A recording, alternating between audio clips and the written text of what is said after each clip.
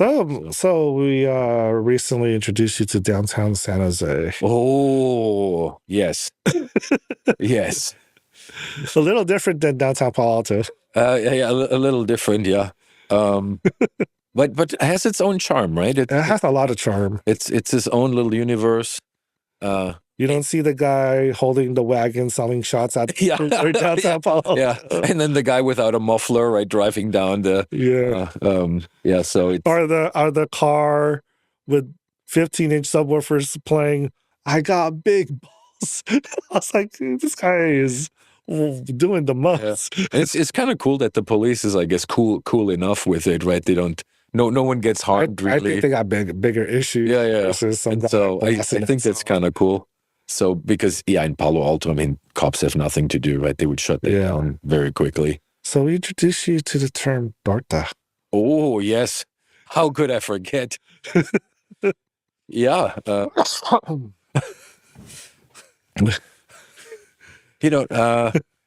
Not my cup of tea. Maybe getting to become my cup of tea, but one day you might be a certified torta pounder. It sounds like a new burger at Burger King. Burger King, yeah, the torta pounder. Never say never, I guess. It would take a little bit, though. I don't think you fully experienced downtown San Jose. No, certainly not. Tell you had your fair interactions with tortas. With tortas. Man, we got to get Sancho. We have to have Sancho. Sancho. Yeah, making introduction. Shout out Sancho TV. Sancho. What do you think of Sancho TV? I think it's the closest thing to Jerry Springer that we have, right? Yeah. And it's obviously entertaining, right? Very entertaining. And then it's he has a good head on his shoulder, right? There's some wisdom nuggets that are coming out. Yeah, once they have in a while. Him and Damien, Sergio and Damien, man, they're doing San Jose such a blessing because I think they're putting the culture on a little bit, and other people are like, hey, I want to go to San Jose, and there's hella tortas there. Yeah. And he finds them. Yeah, definitely. Damien loves tortas. Sergio loves tortas. What is he always saying on Instagram? I want a thick, short girl. Yeah. That's the thing, right? A thick, short girl. Yeah. Have you had a thick, short girl? I haven't, no. Not sure if I would be able to perform. Oh, man. It's just not my thing. I think you're going to get your San Jose badge of honor. Oh. You gotta have your San Jose badge of honor, bro. Yeah. Maybe it's just something I look forward to. Badge of honor. Okay, we'll work on it. Work on it. We got to get you more intoxicated at 55. Oh, yeah, exactly. Like a flat out drunk, right? Yeah. I think that's where it all starts. Any good decision has been made that way. Oh, yeah. So, and then what's your next endeavors? I guess professionally, right? Professionally. We're working right now in a startup. It's fairly new, right? We've got money in the bank probably as of 3 weeks ago. Congratulations. Thank you. And so the basic idea is that we think that you can use drones that are autonomously flying. Drones are everything right now. Drones are big in the news from everywhere right now. Yep. Everywhere in the world's using drones. Yep. And we think this will increase even more. And then ultimately, you'll probably run out of pilots, right? You won't have enough people to pilot those drones. Because right now, it's always one drone, one operator, right? But is there going to be something where the FAA will let them fly autonomously? Yeah, they're doing it already, but it's restricted, right? Okay. And I mean, what they want to make sure is, right, that the drone is not essentially crashing into another airplane or people, right? Yeah, they don't become a missile. Yeah, correct. Because it's a safety concern, Yeah. right? If you fly the drone up high, you crash into a plane, and the whole plane comes down, then Yeah, right, it becomes a projectile. correct. It becomes a problem, and so that's their main motivation. And so we think that if we work with them and we have sort of like a good system that pilots them, in a privacy safe FAA regulated way, that you can essentially build a nice company around that. And so that's what we're working on. Oh, wow. So the idea is really like any robot in the end, right? It could be rolling, could be flying, could be walking, will be able to be controlled from our system. Wow. And so you can then focus on the task at hand, which is, I want to inspect power lines, or I want to protect the vineyard, right? And you can focus on that task, and we kind of like do the... Sounds like something definitely could be used in California with PG&E. It's just like... Yeah, and they're doing this already. Yeah. I think it's not as automated as we're trying to do, right? Where a person has to... But obviously, it's much safer than having a helicopter fly next to the power line, and when there's a wind gust coming, right? From a like climate control, like I'm sure drones are much healthier, much more efficient. Than having these big engines. Yeah, plus cheaper, right? I mean, flying a helicopter is expensive. Yeah. I mean, it has all the advantages. Plus, the new ones, they have some crazy designs where it actually can clamp onto the power line and recharge. Whoa! Because you obviously have power going, right? And so if you do it right, then that's insane. Yeah, and then I don't know how fast it is or anything, but it's kind of like a cool idea, right? That you kind of like even may have the drone just sit there, right, at a power pole, and then it can autonomously just like check. It's kind of like sort of like perimeter, or like it's area for like problems in the power line, right? As someone that's interested in tech like myself, like we have talked to you about a couple of ideas that I've had. What advice do you have to someone like that wants to enter the tech space, but that's not technical? Oh, interesting. I know we live in the best area for that. Yeah. For that. Yeah. I mean, I think the sort of like you can do it in several different ways, and a combination of those, right? If you have someone who's pretty technical, they're usually happy to just share their knowledge, right? That's one thing. Yeah, there's a lot of gatekeepers here. Oh, of gatekeepers for technology? Yeah. Yeah. And so I think that's a fairly easy way, right? And then you can find them if you just go to a meetup. Yeah. People are usually friendly. And that's where I've been meeting. If anyone doesn't know, like Luma is a great resource for to get into the tech space. If you have an interest, the app Luma is catered for people that have interest in tech, and you can find a lot of different meetings. And then meetup.com is similar, right? Yeah. We can search for like these groups. So that's, I think, one way to get started. The other thing is, I mean, YouTube has a crazy number of good videos, right, that teaches you pretty much anything you ever need to know about something, and it's all free. Yeah. So you probably, if you do a combination, right, like someone gives you some pointers, like an actual human gives you some pointers, and then you watch YouTube videos, you ask ChatGPT, right? ChatGPT is really good in this kind of stuff too, where you can ask it generic questions and it'll point you in the right direction. I think by now it's you'll definitely see that it used to be, you need to go to university, get a degree, and then you're proficient in it. Yeah. And now that barrier gets more and more removed, right? It's really about like, how intelligent are you? How driven are you? And are you willing to put in the work? Do you think with that, the tech market is just getting oversaturated, or is it just going to be the big corporate powerhouses going to run everything? Yeah, I've been thinking about that myself. I think it's because they have the money, they have the team, they have the resources, and obviously they have the buyout power. Yeah, and that's they always purchase the smaller companies, right? To kind of like stay, I guess, ahead of the game, right? Yeah. Eventually, as a large company, you stop innovating because. And as a 25-year-old, a 30-year-old, 35-year-old, whatever age, so Google says, "Here's $400 million for your incomplete idea. Thank you." Yeah. And people are like, "Yeah, I'll take it." Yeah. Although I think you'll see that go down, I think, over time. Buyouts.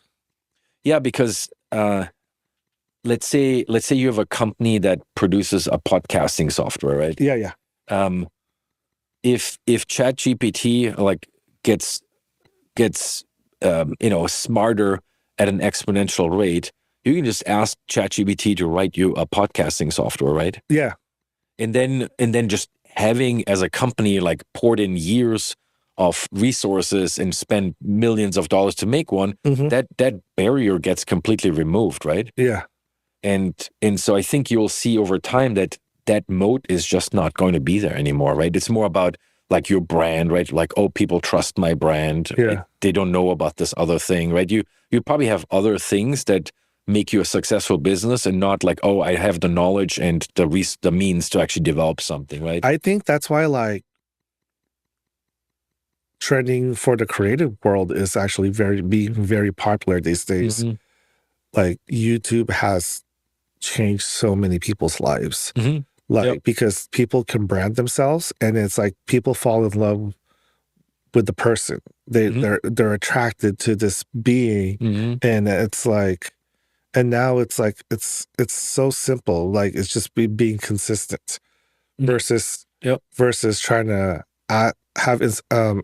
trying to make a whole tech thing, and if like Google or something makes that same idea, but they make it way better. Like, yeah, and I think that's probably going to be your biggest protection, right? Your personality, your personal brand, right? And then because I obviously you can create those also digitally, but I'm not sure if it's going to be as relatable. So if you had to give advice to like someone close to you, like one of your sons, if they said at 18 years old, like, Dad, do you want me to try to be an engineer or a YouTube creator? Because there's money in both. Yeah, correct. You know, like if I project forward what I think will happen, I think there's going to be less money in tech. In engineering, right? Yeah. Because it's like, okay, let's say a programmer is now 3-4 times more productive, and the future is going to be 10 times. Yeah. Eventually, you won't need them anymore. Yeah. Or at least a lot less, right? So you tell them to be a YouTube creator? I honestly, if you had to pick one or the other, I think something creative where like your personal brand is important. I think, or like an athlete, right? Like something where like people still want to watch football, right? Yeah. Entertainment will never die. Yeah. And so entertainment, like sports, right? Like, and then of course anything that has to just do with your hands, right? Let's say a nurse, right? So you're going to tell them to be a hand model? Hey, that's already my corner of the world. I'm the only hand model. No. You can be the successor. Yeah. But it's certainly like like what has historically been a real white collar job. I mean, it's all changing, right? I mean, I think I honestly don't really know even like what I would tell them, like what is a good job in the future. But mine is those that we discussed, right? I know you're doing your AI drone company with some talented people. When it is a success, is this it for you, or do you want to innovate? Oh, let's say the company is successful. Like, what's my next step, basically? Yeah. I mean, the thing is, I can't sit around doing nothing. Like, that's just not me, right? I need to do something. So you're just are you a serial entrepreneur? You know, honestly, maybe let's say I had fuck you money, right? Let's assume. I think I would probably because you know we discussed this, right? Like starting a company is actually a lot of work. That's a shit ton of work. Yeah. And like me, I'm a music producer, like at heart, recording engineer. It's like being a founder of a tech company, but you're really a one-man show. You're your IT, your human resources. Like I get random phone calls, like they're having a breakdown, and I'm like, "What's wrong?" They're like, "The snare is 2 decibels too loud." I'm like, "Bro, I thought you were fucking having a heart attack." I'm like, "It's 2 a.m. Can we talk about this tomorrow?" No, the snare. Or like they updated their software at home, like their Logic software, and now a plugin doesn't work, and I got to tell them, did you update the other plugin? They're like, no. I was like, can you check? Yeah. They're like, oh, that works now. Mm. And it's like, Yeah, yeah. and and and also like being a producer, you're like a psychiatrist too, Yeah. because people that create art have Oh, a yeah. beautiful Yeah. mind, you know? Yeah. Yeah, when you told me that, yeah, stuff wasn't flowing, and then I kind of like had to think about a way to kind of like get the DJ into, or into kind of like more like a relaxed, like flowy state, right? I mean, Yeah. yeah, that's definitely different than what I usually have to deal with Yeah. employees, right, or teammates, I guess. As a like, yeah, what's your challenges being being part of the C-suite of a company? Interestingly, the thing that you learn is that, they say 80% is attitude, and I 100% agree with that. Yeah, attitude's Because, everything. yeah, Like, I don't care if you're the next fucking superstar. yeah, If I can't deal with you, yeah, I don't really want to do it. yeah. And so, when I worked at Google, right? I mean, I had a few employees that were really, really brilliant. Yeah. And then the ones that were irreplaceable were basically the ones that were also easygoing. Yeah. They were like, oh, but I don't want to do this task. I want to do this task, right? They were just like happy, right? Yeah. Yeah. To help, like, work, do excellent, produce excellent results, but not be super like a diva about it, right? Yeah. Yeah. And then the others, they were like equally brilliant, but it was just such a pain in the ass to get anything out of them, right? Because they always wanted to do something different, or Yeah. they wanted to make it too complicated because that was fun for them, right? And I think that makes a pretty big difference. And then the more intelligent people are, Yeah. often you also see the more kind of like difficult and childish they are too. Yeah. Do you think like the way like STEM is right now, like all these new grad engineers, do you think that they're overpromise riches? Like, Oh, they just go into the field because yeah, like, oh, I'm a master coder, like, but they just graduated, and then they're like, they already are like on a pedestal, and they're like, I'm gonna be a founder in 2 months. I'm gonna get I've seen that. But I think you have to with other professions too, right? Like, Yeah. let's say your parents push you to be a surgeon, right, or something. Yeah. Right? It takes like- years for those surgeons that Make any money? not make any money, but like really understand like how the camaraderie with their staff, Yeah, yeah. like Or attorney, right? Yeah. You can make a very healthy living being an attorney. I think it's a boring ass job, but Yeah. like, I'm sure some people just go into this profession because they know they can make a very healthy living doing it. And that's why, like, I chose to be a creator, because even though the odds are against, like, me, like, the people that I get to meet doing this, Mhm. it's amazing. And Mhm. it's like, at the end of the day, you're helping someone more than you know it. Mhm. When you help someone make their art, when you help someone put their vision to something into reality, and like they could either visually see it, they could hear it, Mhm. and it's like you've helped them. Mhm.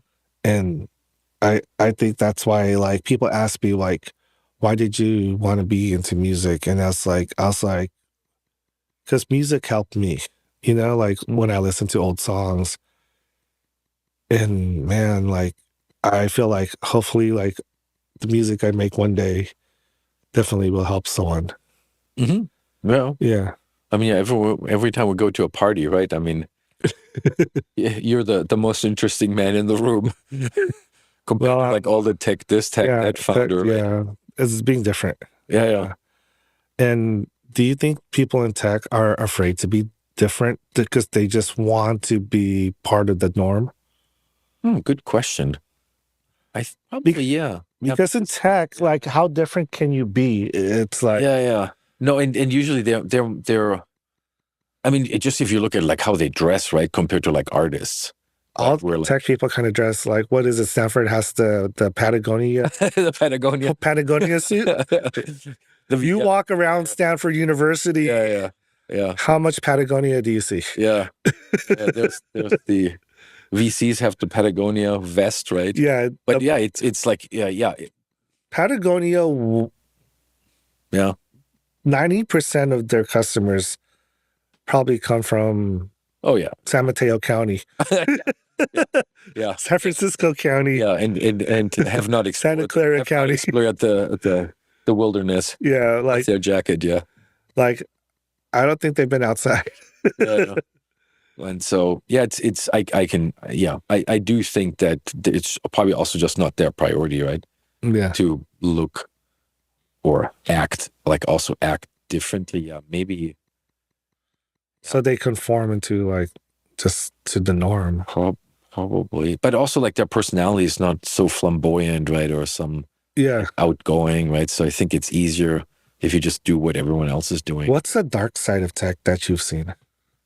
Dark side? Well, I mean, there are different sort of facets, right? There's sort of like the drug problems that you have, right? Where like There's a drug problem in the tech world. yeah, I mean, it's that depends who you ask, right? If you ask the government, probably, I mean, for sure, right? But then on the other hand, right? Is it why? Because they have salaries that could afford the drugs? I think that's part of it. Then also there's a lot of pressure on them, right? To ship something, deliver something. Oh. And then they take drugs to make that easier on them, right? It's also in academia, right? The Adderalls and Yeah, like, it's to stay awake. yeah, it's the same thing, right? Yeah. And so so there's certainly that, and you know, it is happening, and it has happened, right? It's probably going to continue to happen, right? Yeah. So and I mean, you know, the Uber style parties, right? With, you know, I honestly say like some of these tech parties that we've been are some of the most funnest parties I've ever been to. Everyone there is to have a good time. yeah, You know, a fight's not going to break out. yes, that's true, yeah. You know, and With paper clips, maybe. but yeah, they might argue who's smarter. Like I don't care. Like yeah, you're smarter. Yeah, yay. That's true. But unlike a hip hop party where like, oh fucking someone might get stabbed or shot, like I like going to these tech parties where people are just arguing about who's smarter. Yeah. That I haven't heard in a long time though. I mean, they're postulating like. Oh yeah, no, they're posturing. Yeah, they're like, oh, I've done 5 companies to your. Oh, I've done 6 companies. Yeah. No, I'm just joking. But we've met those people. Yeah, we've met those. That's true. But definitely the place where you're a member, the social club, everyone's been loving. Like, oh yeah, they're good people, right? In the end, they are amazing people. Like, and super welcoming, right? Welcoming. Like, yeah, that's a great environment. Like, there's healers in there. That's it's pretty varied, right? It's varied. Like, at first I didn't understand what they were doing with the healing, but when you got to know them and see what they're about, at the end of the day, they're trying to help people. Yeah. I mean those, because they explained to us, right, like how when they heal someone, that they take partially the pain onto themselves, right? Yeah. Let's say your arm is hurting and they're healing you, and then their arm starts to hurt, and right, and so they even like I think distribute that amongst themselves, right? That's amazing. Oh yeah, that sounds very selfless. Yeah. And that's like the people at your social club. I love that. Are we going to the training sessions?